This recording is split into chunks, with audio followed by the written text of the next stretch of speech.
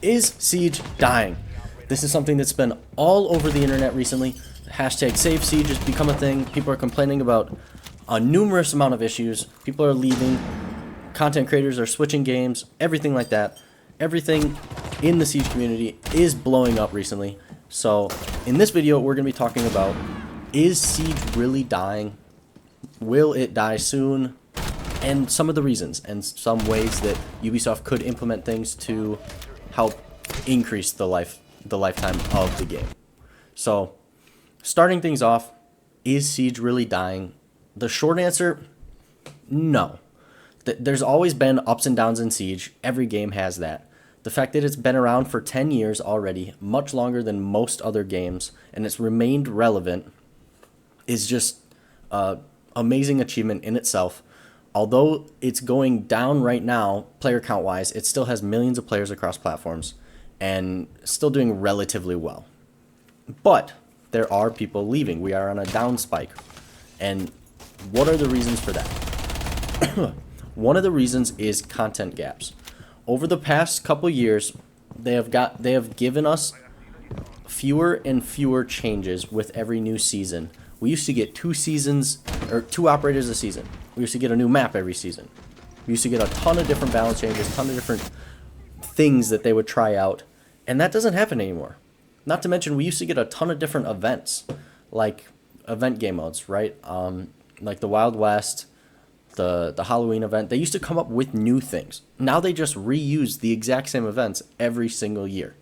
And it's just, some people are just sick of not having any new content, right? They always get huge spikes of players during major tournaments when new seasons come out, but that usually falters very quickly because the community wants more. They don't get that much content, right? Every new season you get something. That's every 3 months, right? They should be doing something more than just mid-season patches where they nerf and buff and fix bugs. They should be adding a little bit more guns, whatever. That's what the community wants in general. I think that more balance changes and quality of life changes are better than new content, personally, because you can have all the new content in the world, but if the game isn't playable, if it isn't enjoyable to play, then what's the point, right? CSGO is a very good example of this. They don't get very much for new content. They just maintain the same almost status quo, and they've been a juggernaut in the FPS community for over a decade. Speaking of quality of life, cheaters. What is the point in getting good at a video game if your reward for getting good is just playing against people with walls? There's no point, right? That also pushes people away from the game, right? Because, you know, if you're average, below average player, you know, bronze, gold, plat, you probably love the game. You enjoy it very much. But once you get to the higher ranks, all you're going to do is run into cheaters. And even if you're not playing cheaters, the frequency with which you do play cheaters makes you think that legit players are cheaters. And that just ruins your experience. There's no point in getting good at a game if once you get to the top level, all you play are people with wall hacks. So that is the big reason number 2 for me. Reason number 3 that players are leaving or don't join is the same as it's always been. The learning curve has always been very difficult for new players in Siege. There's no other FPS quite like it. All the reinforcements you need to learn, all the rotates you need to learn, maps, bomb sites, operators, operator counters, things like that. There's just so much that your brain needs to be able to just learn to be able to even play the game at a mediocre level, right? As top players leave due to other problems like cheaters and things like that, sometimes players will reach the top, they'll get sick of playing cheaters all the time, sick of just playing against wall hackers, elo trappers, things like that. They'll leave, and there's no one to replace them, because by the time people get to the point where they're decent at the game, they don't have any drive to get any better because they play cheaters. So there's no one to replace any top players leaving, and that widens the skill gap between the top 1% and the rest of the community. And that makes it less fun for the rest of the community because they're going to solo queue into a 5-stack of champs that are just going to wreck them. And it's less fun for the top players who remain because they don't have any competition anymore. What's the point of playing the game if you legit don't have to try it? You play in a 5-stack, all you do is walk in with a good gun, and you win every round. You don't have to use your brain at all because everyone's just worse than you. There's no point in staying if you don't have to improve, right? And Rank 2.0 made that even worse with just the way the matchmaking works, the way people don't understand hidden MMR, everything like that is just not good.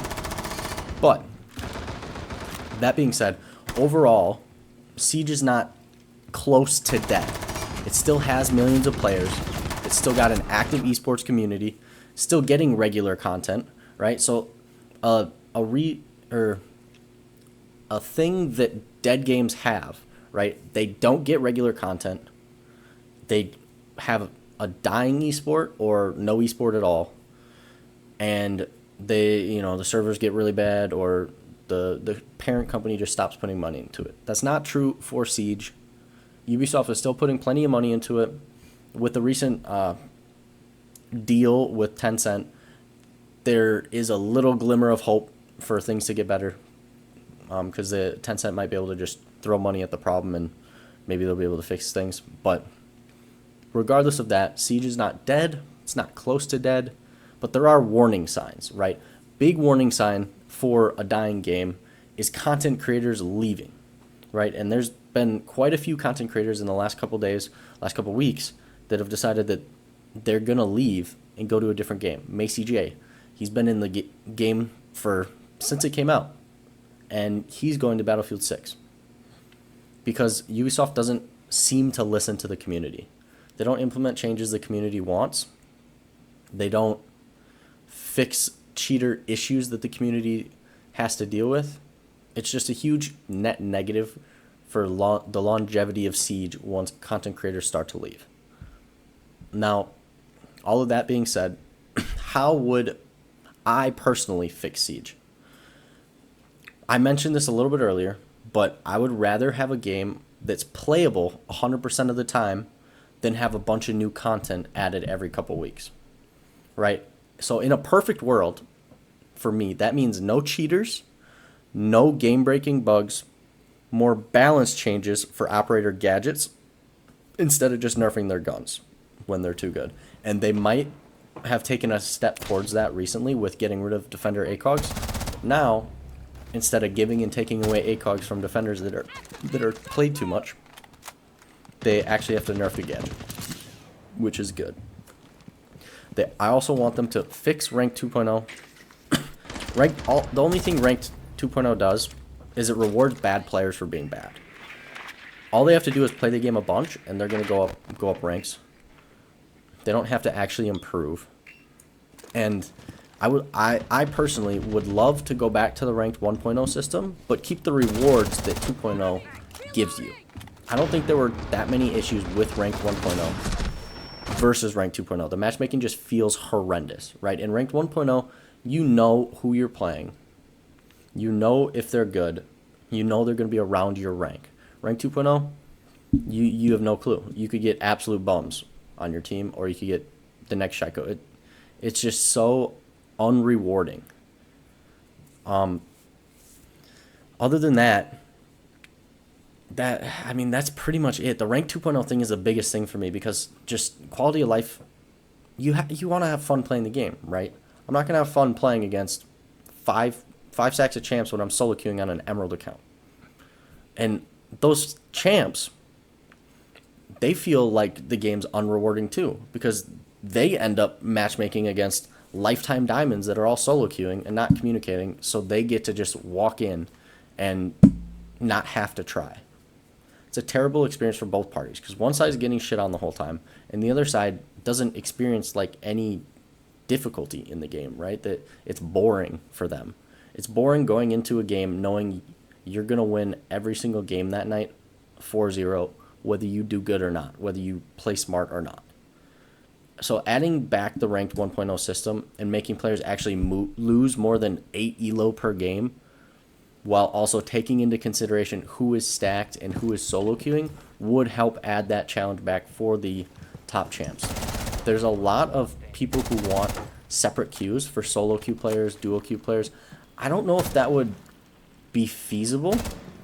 I feel like once you get to the top ranks, if you're playing in like if they separate the queues, I feel like the wait time for queuing into matches would be way too long. So I don't think they would ever do that. But I think that they should implement an elo system where if the game knows that you're solo queuing, they don't take away as much elo as if you're in a 5-stack and you lose. I think that would be a perfectly good balance. And that'll also add back the challenge for top champs that are tired of being able to sprint in the building and win every game. Now that's all of my thoughts on Siege's situation, whether it's dying. I think it is going down, but that doesn't mean that it's anywhere close to dead, and it's just very disappointing and frustrating to watch a game that you love take so many wrong decisions and wrong moves. But like I said, the future isn't all bleak.